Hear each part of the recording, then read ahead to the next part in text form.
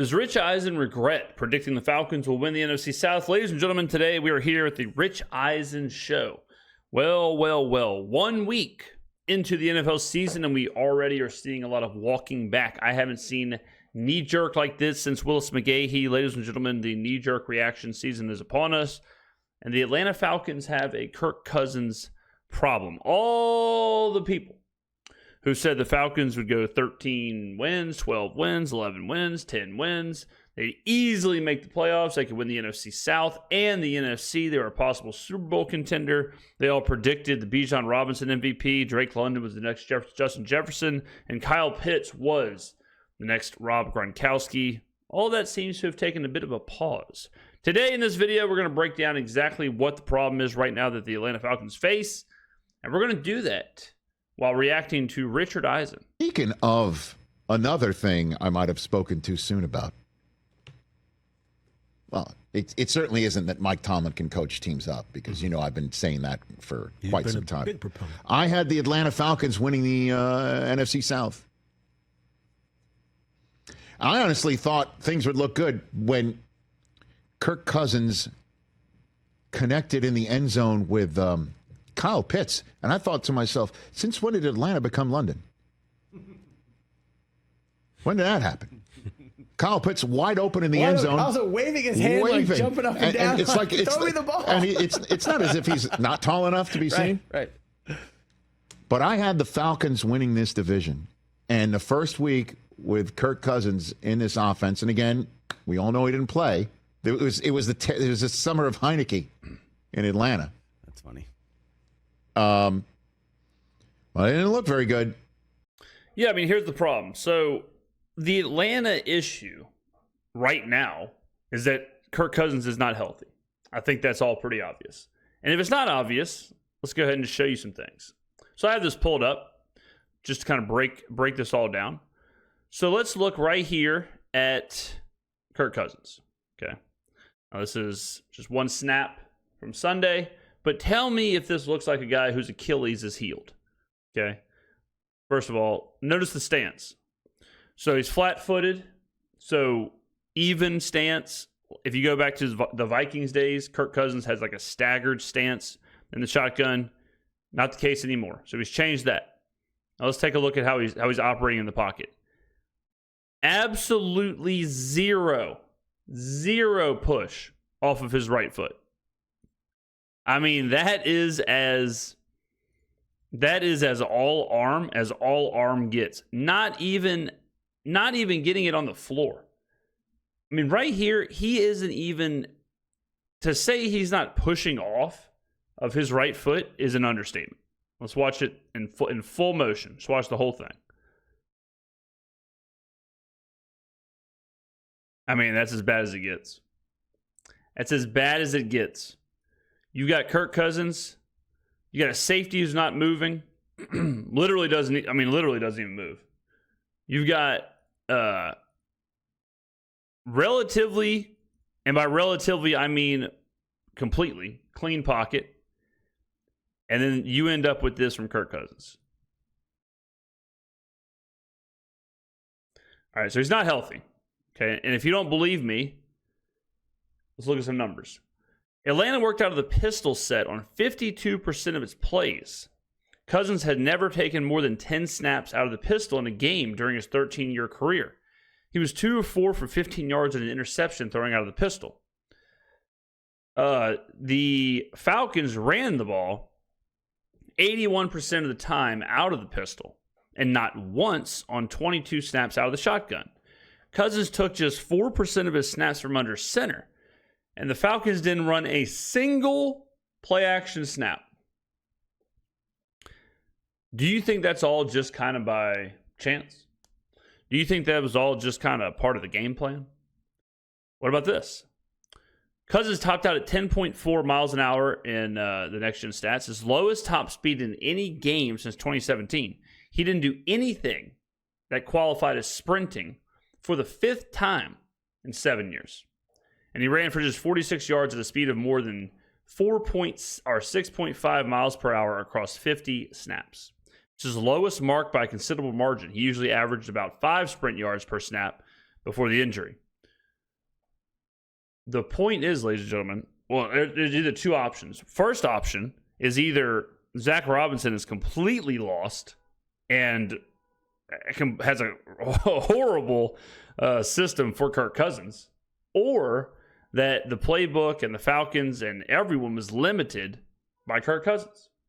Which then begs the question, why the hell did they go get Kirk Cousins? They didn't sign Kirk Cousins and then he walk out his front door and rip his Achilles. Why did they do that? Which then begs the question, why the hell did they draft Michael Penix and sign Kirk Cousins? It makes perfect sense now why they would draft Michael Penix.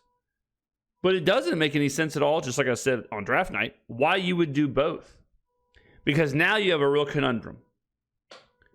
The conundrum is, do you sit Kirk Cousins and let him heal? It certainly looks like they should. But if you sit Kirk Cousins and play Michael Penix, do you ever switch back to Kirk Cousins? Let's say Michael Penix comes in and plays well, which he certainly could. And he certainly is more likely to be good out of the pistol. Certainly better than what Cousins was in week 1. So let's say Penix comes in. And let's say Penix plays pretty well for 4 weeks, 3 weeks, whatever, while Cousins gets healthy. Even just 2 weeks.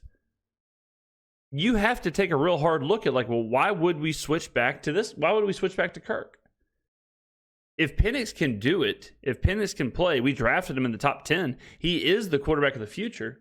So if he shows us that he can do this already, why would we even risk playing Kirk Cousins? And then all of a sudden, the Falcons do the most Falcons thing possible, which is they pay $150 or $175 million for a backup quarterback. It's crazy. Let's watch some more of the video here, and then we'll continue the breakdown. That's for sure. Now it could be the fact that number 90 is coming out like his hair's on fire, as always, hearing people like me saying he wasn't Defensive Player of the Year last year. This is exactly like the easy, shallow line of thinking that gets you to select the Falcons to be the runaway favorite in the NFC South anyways. We just broke down the numbers. The Falcons never running a play-action play, or the Falcons being 81% rushing or whatever out of the pistol, all those numbers that we just looked at, all the next-gen stats, that has nothing to do with TJ Watt. Nothing to do with TJ Watt. If you didn't watch the game, if you're not digging into this, you could just think like 1 + 1 = 2. You could just think, well, TJ Watt's a good defensive end. Maybe that was the problem. Maybe that's what happened. Okay. Again, 4% of his snaps from under center and 0 play action snaps. And by the way, if you're not following along, the reason you do that is because if you're going under center, you do not want Kirk Cousins dropping back. If he's under center, that's the most you're asking him to do ankle wise, Achilles wise, is take the snap, drop back, or play action. If you keep him in shotgun or the pistol, especially the pistol, where he's about as close to the running back as possible, if you're doing that, it's because you do not want him dropping back. You do not want him moving around. You do not believe he can drop back, make the 3-step drop or whatever you're asking him to do, plant and push off, which we just saw in that video clip. He obviously couldn't do. So just in case you weren't following along there, that's why he's not taking snaps under center, and that's why he's not doing play action. It has nothing to do with TJ Watt. And he and Micah Parsons have put something on tape already for week 1. For that particular award. I thought Watt was just permanently set up in the Falcon backfield. Well, and there was one time he had the sack, he had the trifecta, but was just a hair off sides, and he was livid about being called for it. He was offside still. I think he did jump the gun a little bit there. Little bit. And then he had another one called back on a penalty, Dude, a different penalty. He is so friggin' good. Yesterday. So it could be that, but the whole, just add Kirk Cousins, and Bijan Robinson is now going to be like Saquon looked like, and Drake London's going to catch touchdowns, and Pitts did catch one. Yeah. I thought Kirk looked not great, rusty, maybe a little banged up, not 100% healthy. I got to be honest with you. The last team you'd want to face is that Steelers defense. If you're a little bit rusty, Yeah. because they'll make you look that way. But on the other hand, and again, I know that the Commanders might be the Commanders, but the Bucs looked superb. Baker. Okay, so let's break this down too. So this whole idea that you just put Kirk Cousins in, and all of a sudden you have this high-powered, insane offense, and you're going to have tons of success. Here's a good rule of thumb, ladies and gentlemen. When you're trying to project things out in sport, don't try and project things that a player has never done.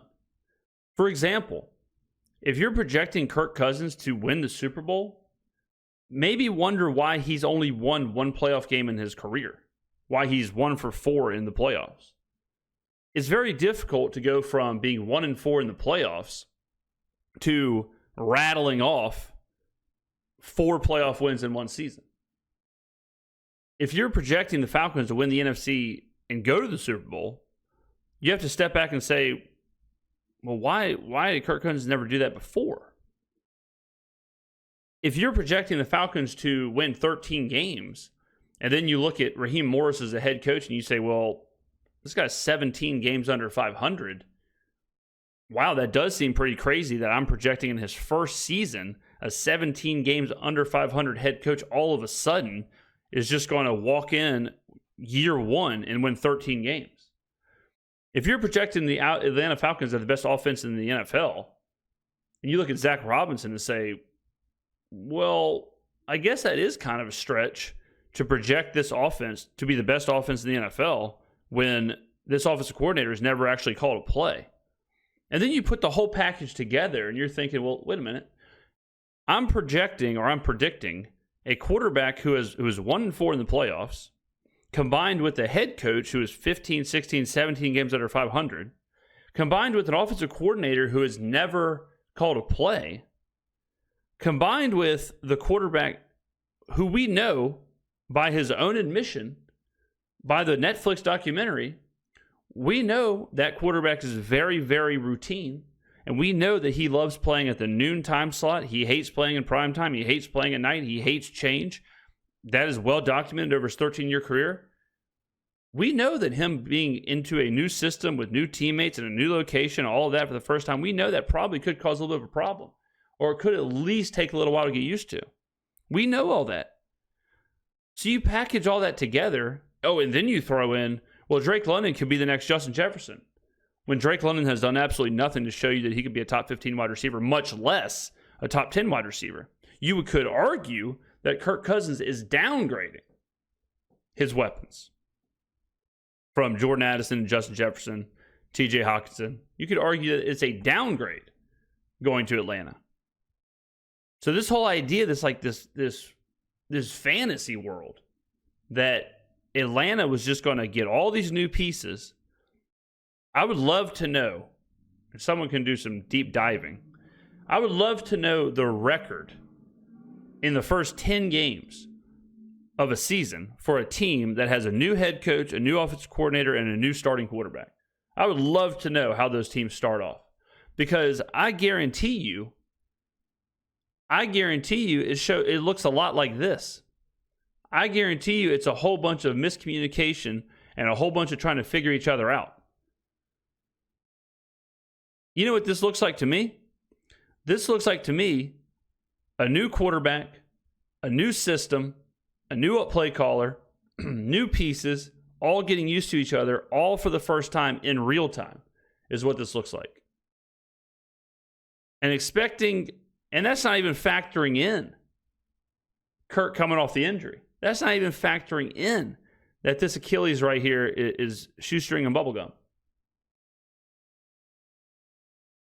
We tried to say it all off season, and now we're seeing it. They looked superior. Unbelievable. They looked like the superior team in this division. We need to see the Saints against an opponent that's not Carolina to make this decision. Oh, Rich, don't fall into the trap now. Don't fall into the trap now. Ladies and gentlemen, y'all know what the trap is? The trap is to say, well, it was just the Panthers. But the same media that is saying, well, it's just the Panthers. That same media was the one 48 hours ago saying that the Panthers could win the NFC South. It was the same media saying that the Saints were going to win 3 games. It was the same media, Kurt, that was saying that the Saints were the worst team in the NFL. It was the same media 48 hours ago, Kurt, that was saying that the Panthers had a top 5 defense. And if you think Kurt doesn't know what he's talking about, well, you'd be right. But he wasn't the only one. Colin Cowherd said that the Panthers have a top 5 defense in many categories. One of those categories being passing yards given up per game. Pass defense didn't look too good against the Saints. So don't fall into the trap. Now, I'm not saying the Saints are going to score 47 points every game, but it's amazing. Again, the knee jerk, out of control. Out of control. How much knee jerk is happening. But me right now, sitting on the Falcons winning this division and not the Bucs, I might have spoken too soon. Now, I know this is just week 1. But you look at Atlanta's next 2 games, they're at Philadelphia. Kirk does not perform well under the lights on Monday night in Philadelphia, historically. Yeah, historically, and this is, and that's another part of it. So historically, like I said, if you've never heard this before, Kirk Cousins is fantastic in the noon time slot. He is horrible outside of the noon time slot. Prime time, afternoon games, Monday night, Sunday night, Thursday night, whatever. He is a guy who is fully into his own routine. You throw that routine off just a little bit. This is all just him talking. This ain't me. And it's backed up by 13 years of his career. You throw that off just a little bit, he completely crumbles. And what I've always said is that makes it really difficult to go through the playoffs because every playoff game is in prime time. You might get one that's at noon, and that'll be the first one. But divisionals, conference championships, certainly the Super Bowl, that none of those are at noon. And I mean, Rich, this is the look right here. This is the look of all the people who said Falcons 12 wins, Falcons 13 wins, 2-horse division, Falcons run away with this division. This is the look right here. This is it. This is the look of the hombres who had the guts to say the Falcons have the best playmakers in the NFC. They don't even have the best playmakers in their division. You're telling me you wouldn't rather have the Buccaneers group of playmakers? You're telling me you wouldn't rather have Chris Olave than Drake London? Drake London might be the 4th best receiver in his own division? I mean, it is crazy the hopium that was being smoked on when it came to the Falcons. And then they got Kansas City before they got home dates against New Orleans and Tampa, the 2 teams that did look terrific. They gotta come up with some dubs in some tough games. I can tell you where they ain't coming up with dubs. At Philly and against Kansas City. So, back-to-back prime times for Kirk.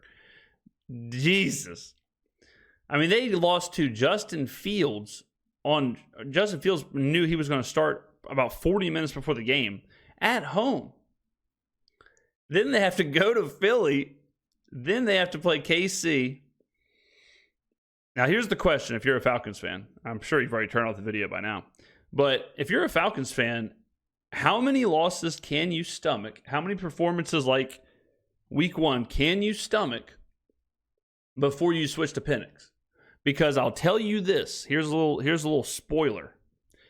The longer you wait to switch to Penix, the worse chance that you ever go back to Kirk.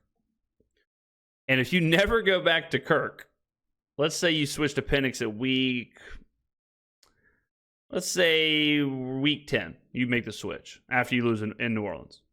You're going to Denver and you play Penix.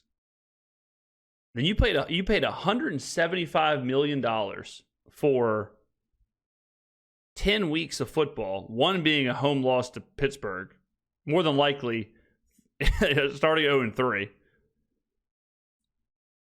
All of a sudden, this is looking pretty rough. All of a sudden, it's hard to find the path. Like, it's hard to find the linear path that this leads to a success. What's the path that leads to a success? Because it's going to be 0-3. I'll tell you that right now. It's going to be 0-3. So, let's see. 1, 2, 3, 4, 5, 6, 7. I mean, if you go 7-3, if you lose your first 3 and then win 7 in a row, sure. But let's say let's say after New Orleans, let's say you go 0-3. Let's say you beat New Orleans at home. I'm giving you that. I'll give you the home divisionals. So let's say you go 0-3, then 3-3. And let's say you go 3-4, 3-5, 3-6, 3-7. Oh, no, excuse me. Yeah, 3-7 would be after New Orleans. Because you beat New Orleans, Tampa, Carolina. You lose to Seattle. You lose at Tampa. You lose to Dallas. You lose at New Orleans. You're splitting the divisions, and you're losing to the teams that are better than you. I mean, at 3-7, if you're 3-7, no way Kirk's playing, right? So you got to really ask yourself, like, when does the switch happen?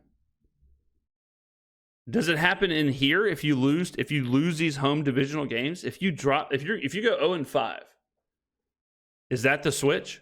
You go 0-5, do you switch to Penix? I think the best thing that could happen, if I was Atlanta, if I was the front office, it's risky business, is I think you play Penix. You go ahead and start him. Or if you don't feel comfortable starting Penix, play someone else. But I think you get Kirk out of there. Because the worst thing that can happen for Atlanta is you play Kirk, he's hurt, which he obviously is, he gets re-injured, or he just looks absolutely horrific in prime time for 2 more weeks, and he is getting the boo birds. And people are screaming for Penix. And he's on one leg and he's down, and then all of a sudden you're forced to make the switch to Penix, and all the Kirk stuff is lost.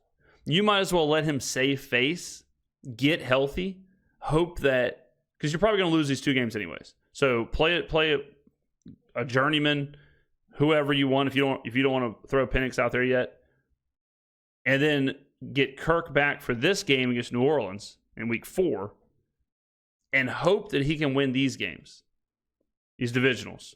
Because then you can say, well, I mean, Kirk is 3-1 as a starter. You know, he was hurt early, but you know, now we're at that point, you're probably tied for first in the division. You know, right here, like, things are looking up if you're the Falcons, if you do it this way. So I would sit Kirk for week 2, week 3, bring him back at home against New Orleans, and then hope that he can figure it out against this little divisional stretch, and then go from there. While Tampa, as I pointed out, they're at Detroit, but as I pointed out in the beginning of the season, I kind of like their schedule. They're home against Denver and Philadelphia, which is not easy. They're at Atlanta, at New Orleans, home for Baltimore.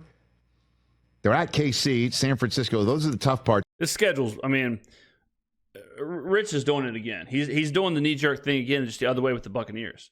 Like the Washington probably is the worst defense in the NFL. The Buccaneers are good. They're fine. But to sit here and say because they won 37-20 that all of a sudden they could beat the Detroits of the world, the Baltimores of the world. This schedule is tough. I mean, they play Detroit, Philly, Baltimore, Kansas City, San Francisco. I mean, that is a brutal schedule. Brutal. You know, like the Saints, they get lucky. They play the Browns, not the Ravens. They play the Rams, not the Niners.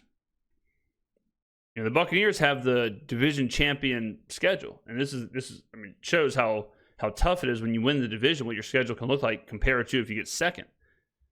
You know, playing the Browns and the Rams is a big difference from playing the Ravens and the Niners. It's the end of the season. It's not that difficult for a team. There's not a lot of outdoor games. They finish up with 2 at home. They got 3 out of 4 at home to start. Might have spoken too soon. Baker, my boy. Ooh, looked great, man. Number 1 fantasy quarterback yesterday. Did you see him screaming that this is my city? Mike Evans, 2 touchdowns. He played like he was seeking your approval last night. Like Chris Godwin led the team in catches and yards. Rashad White. Bucky Irving looked good. I know. It was all good. Yeah, it was all and good defensively, Bucks, they were all over. Yeah. You know, I know Jaden Daniels was just running for his life a lot and just running. Yeah. Yeah, Jaden Daniels was checking it down and running was what he was doing. But, yeah, I mean, I said all offseason I thought the Buccaneers were getting disrespected. You win the division 3 years in a row. You bring back virtually everybody. You already have the best playmakers in the division with Mike Evans, Chris Godwin, Rashad White. You know, and then for them just to get completely passed over, kind of crazy. Ladies and gentlemen, get on down in the comments below. Let me know what you think. What should the Falcons do with Kirk Cousins? How would you solve the Kirk Cousins problem? Thank you for watching. I will see you in the next video.